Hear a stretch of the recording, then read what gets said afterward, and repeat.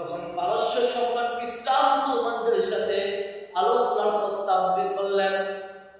তখন মুসলমানদের পক্ষ থেকে হযরত হুযায়ফা ইবনে ইয়ামান রাদিয়াল্লাহু তাআলা আনহুর নেতৃত্বে একটি প্রতিনিধি দল পারস্য সম্রাটের দরবারে গেলেন।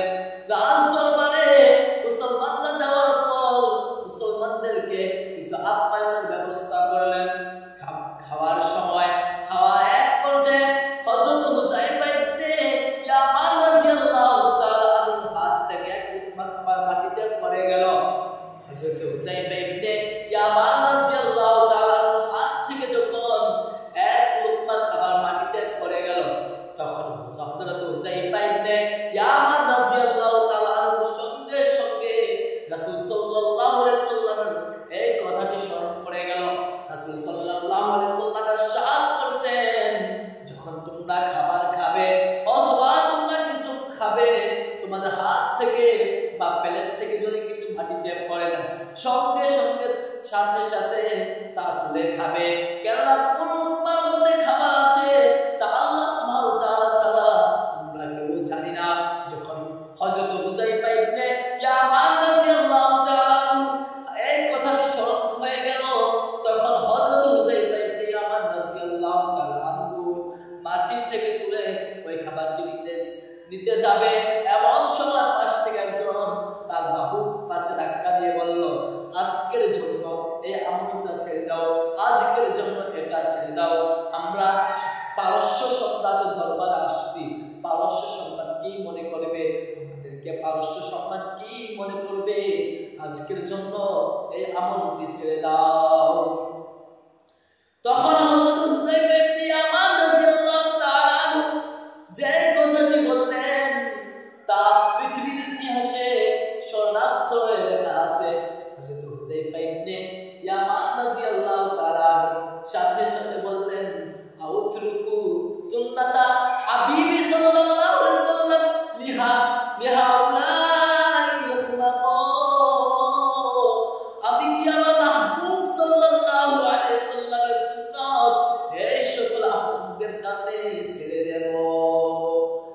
তারা আমাদের সম্মান করুক অথবা অসম্মান করুক, তারা আমাদের ভালো মনে করুক অথবা খারাপ মনে করুক, তারা আমাদেরকে যেটাই মনে করুক না কেন, তারা আমাদেরকে উপহাস করুক অথবা ঠাট্টা করুক, কোন অবস্থাতেই আমি নবী মুহাম্মদ সাল্লাল্লাহু আলাইহি ওয়াসাল্লামের আদর্শ ছাড়তে পারবো না।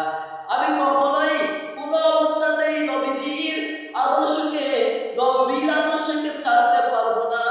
একই বলে ইশকে রাসূল, একই বলে রাসূলের প্রেম। কোন এক কবি বলেছেন, আমি কে, আমি কোথায় আর তুমি কোথায়, আর আমার আহমদ সাল্লাল্লাহু আলাইহি ওয়াসাল্লামের সুন্নাত কোথায়, মুহাম্মদ সাল্লাল্লাহু আলাইহি ওয়াসাল্লামের সাথে তোমার সম্পর্ক কি? আজকে আমরা নবীর আদর্শকে ছেড়ে দিয়েছি, আজকে আমরা ওই মদিনার আদর্শকে ছেড়ে দিয়েছি শুধুমাত্র এই জন্য, যদি নবীর আদর্শ পালন করি, নবীর আদর্শ বেশভূষা ধারণ করি, তাহলে আমাদেরকে মানুষ মৌলবাদী বলবে, আমাদেরকে মানুষ ঘোড়া বলবে, আমাদেরকে মানুষ ধর্মান্ধ বলবে, আমাদেরকে মানুষ ধর্মগুরু বলবে, আমাদেরকে মানুষ কত কি বলবে। প্রচুর পরিবারের সন্তান ছেলেদের বিয়ে দেওয়া যাবে না, প্রচুর পরিবারের সাথে সম্বন্ধ করা যাবে না, এত কি ভেবে ভেবে আমরা পশ্চিমাদের গোলামি করতেছি, আমরা পশ্চিমাদের আদর্শ লালন করতেছি, আমরা পশ্চিমের লাল কুকুরদের আদর্শ লালন করতেছি, আমরা পশ্চিমাদেরকে আদর্শ লালন করতে করতে আমরা পশ্চিমাদেরকে বুঝাতে চাচ্ছি যে তোমরা আমাদের গোলাম, আমরা তোমাদের গোলাম আর তোমরা আমাদের মনিব। তারপর পশ্চিমা বিশ্বাস করতে পারছে না। কেন এটা পশ্চিমা বিশ্বাস করবে? আল্লাহ সুবহানাহু ওয়া তাআলা নিজেই তো বলে দিয়েছেন, ওয়ালান তারধু আনকাল ইয়াহুদু ওয়ালান নাসারা হাত্তা তাত্তাবিআ মিল্লাতাহুম। পশ্চিমা আল্লাহ সুবহানাহু ওয়া তাআলা তো নিজেই বলে দিয়েছেন, ইহুদি খ্রিস্টানরা কখনোই তোমাদের উপর সন্তুষ্ট হবে না যতক্ষণ পর্যন্ত তোমরা ইহুদি খ্রিস্টানদের ধর্ম অনুসরণ না করছো। ওয়ালান তারদু আনকাল ইয়াহুদু ওয়ালান নাসারা হাত্তা তাত্তাবিআ মিল্লাতাহুম। ইহুদি খ্রিস্টানরা কখনোই সন্তুষ্ট হবে না যতক্ষণ পর্যন্ত ইহুদি খ্রিস্টানদের আদর্শ লালন করেছো। এর দুনিয়ার মুসলমান ও যুবক সন্তান, যতক্ষণ পর্যন্ত তাদের আদর্শ লালন না করবা, তা তোমাদের উপরে কখনোই খুশি হবে না। আজকে তুমি যতক্ষণ পর্যন্ত তাদের ধর্ম অনুসরণ না করবা, ততক্ষণ পর্যন্ত তারা তোমাদেরকে বিশ্বাস করবে না, তারা তোমাদের উপর সন্তুষ্ট হবে না। আজকে তুমি তাদের আদর্শ লালন করো, তারপরও তো তারা তোমাদের বিশ্বাস করে না। এই জন্যই তো একের পর এক মুসলমানদের উপর আক্রমণ করে যাচ্ছে, একভাবে আক্রমণ করে যাচ্ছে, সংঘবদ্ধভাবে আক্রমণ করে যাচ্ছে। কখনো আমেরিকা আক্রমণ করছে, কখনো রাশিয়া আক্রমণ করেছে, আবার কখনো ইসরায়েল আক্রমণ করেছে, আবার কখনো ভারত আক্রমণ করেছে, আবার কখনো বার্মা আক্রমণ করেছে, আবার কখনো বিভিন্ন কিছুর মাধ্যমে মুসলমানদের উপর আক্রমণ করেছে। আজ পৃথিবীর মধ্যে মুসলমানরা সবচেয়ে বেশি লাঞ্ছিত হচ্ছে। আজ পৃথিবীর মধ্যে মুসলিমরা সবচেয়ে বেশি অপমানিত হচ্ছে, মুসলিমরা সবচেয়ে বেশি বঞ্চিত লাঞ্ছিত হচ্ছে।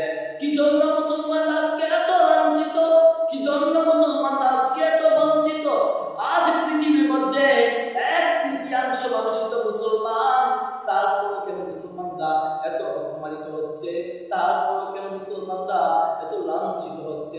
আজকে তো মুসলমানদের কাছে যত সম্পদ আছে পৃথিবীর ইতিহাসে, মুসলমানদের হাতে আর কখনো এত সম্পদ ছিল না।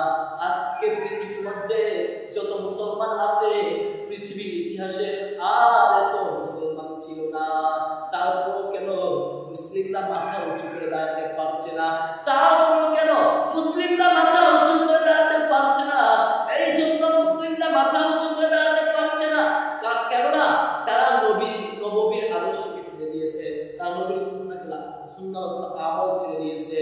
আর এই জন্য তা মুসলমানদের কথা কেউ শুনছে না। এক সময় মানুষ তো মানুষই, জঙ্গলের পশু প্রাণী পর্যন্ত মুসলমানদের কথা শুনেছে না। আজকে মুসলমানদের কথা কেউই শুনে না। আজকে আমাদের বাংলার মুসলমানদেরকে বিভিন্ন রাষ্ট্রের ইহুদি খ্রিস্টান হিন্দু বেঈমানরা ধমক দিচ্ছে। আমরা তাদেরকে বলে দিচ্ছি আমরা বঙ্গভবন দখল করেছি, গণভবন দখল করেছি, অস্ত্র ছাড়া আমরা ঠিক তো অস্ত্র ছাড়াই দিল্লিকে দখল করবো। মুসলিম যুবকরা তোমরা